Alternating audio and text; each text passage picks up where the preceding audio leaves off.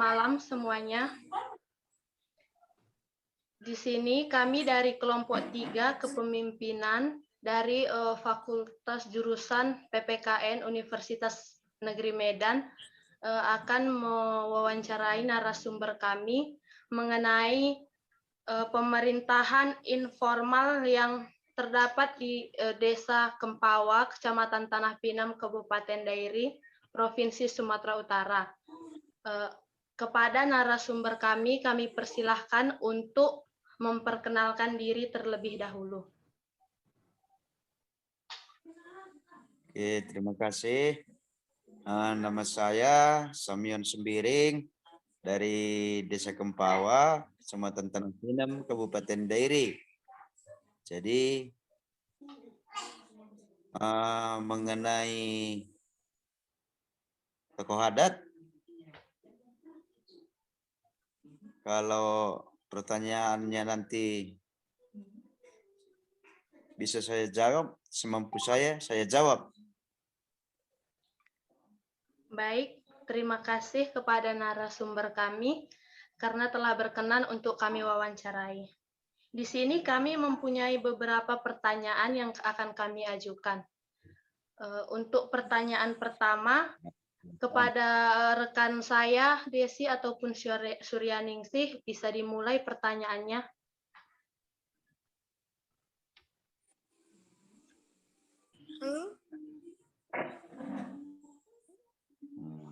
Oke, baiklah. Di sini saya akan bertanya.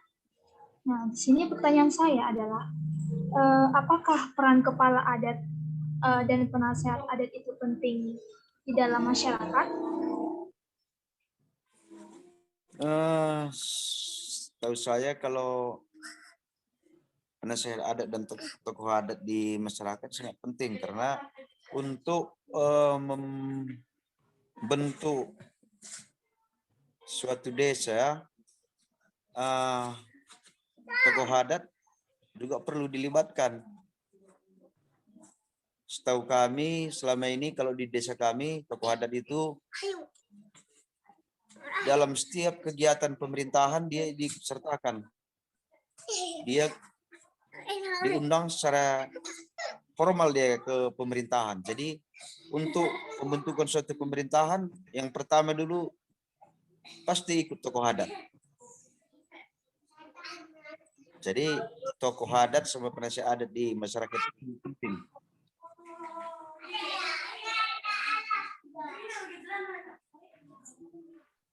Pertanyaan selanjutnya. Baiklah, sebelumnya mohon maaf saya tidak bisa on-cam karena tidak bisa bagi dua layar. Untuk pertanyaan yang kedua yaitu, mengapa peranan kepala adat dan penasehat adat itu penting di masyarakat? Ya, sesuai dengan jawaban saya yang pertama tadi, penasehat adat sama tokoh adat itu sangat penting. Alasannya, pertama dulu di bidang acara-acara adat di desa, tokoh masyarakat harus diperankan karena kalau umumnya di desa kita ini namanya adat kita suku Karo, Batak Karo, itu tokoh adatnya sama penasehat adat itu biasanya dilibatkan. Ada namanya di sini dia kalau di desa kami namanya Siman Persukatan, kalau bahasa Indonesianya biasanya itu mas kawin. Nah, jadi itu untuk menentukan itu tokoh adat. Jadi itulah peran-peran tokoh adat di masyarakat. Jadi dia penting lah. Nah, gitu.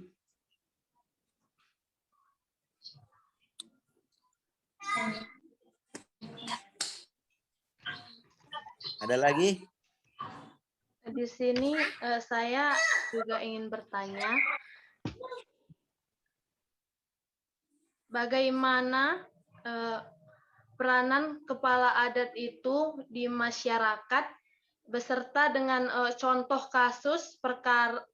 kasus atau perkara yang melibatkan ketua adat dalam penyelesaiannya. Oh, terima kasih. Oh, berarti biasanya kalau tokoh adat kita libatkan di masyarakat, tokoh adat sama penasehat adat, itu biasanya untuk tata ruang desa, dia biasanya kita libatkan. Karena tokoh adat ini sama penasehat adat kan udah banyak jasa-jasanya umumnya itu supaya bisa diangkat menjadi tokoh adat di desa. Kalau di desa kita kayak gitu dia. Tokoh adat itu ikut serta menentukan tata ruang desa.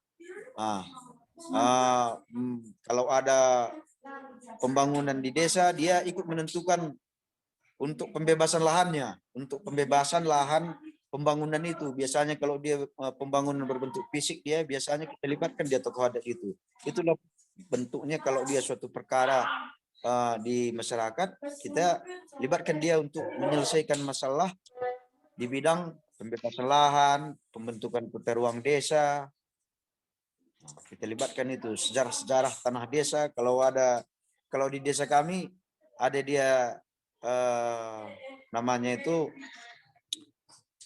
tanah kas desa.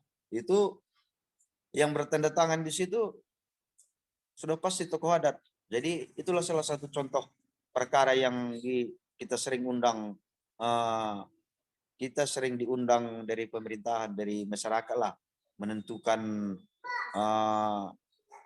tanah ini milik pribadi atau milik pemerintah. Itu harus ikut sertakan kita tokoh adat gitu. Biasanya kalau di desa kita sesuai dengan adat kita, suku Karo, Batak Karo gitu.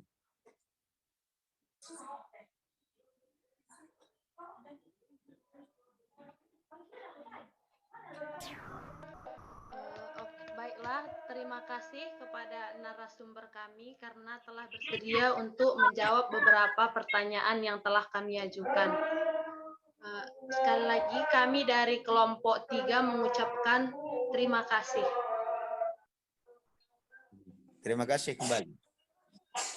Demikian sesi wawancara ini saya tutup.